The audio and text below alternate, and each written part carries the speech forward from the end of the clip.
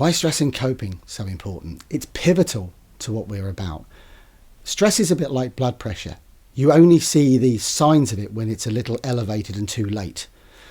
A lot of the individuals that we support, and this doesn't just apply to autism, it applies to a whole range of individuals we support, from children and adults with labels like ADHD, ranging right the way through to people who've been traumatised in their lives, is that we don't see stress in its literal form. The other reason about stress is that a stress management approach doesn't involve just talking about working with the individual for their stress management techniques.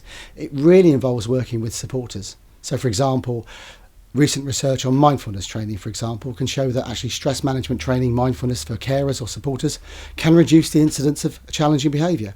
That's fascinating if you think about a stress management intervention that has nothing to do with the child or the adult or the consumer. If you think about it, stress in itself is just something we identify. It's within all of us. Stress has survival value. You're never going to create someone or some human being, unless they're a clone or robot, that actually is stress-free. What's critical in coping with stress is coping responses. The person who has a large number of coping responses to stressors is more than likely to be more emotionally resilient. So when we talk about a stress coping model, it's critical that we focus people on coping. How we apply that in our field when we're working is if we're working with staff teams, or we're working with families, or we're working with individuals, we look at the coping responses not just of the person, but of the support systems around them. What do they do? To give you an example, I was at a recent conference in Canada, and I asked people how many people go to the gym of an audience of 150 people. About 6 hands went up.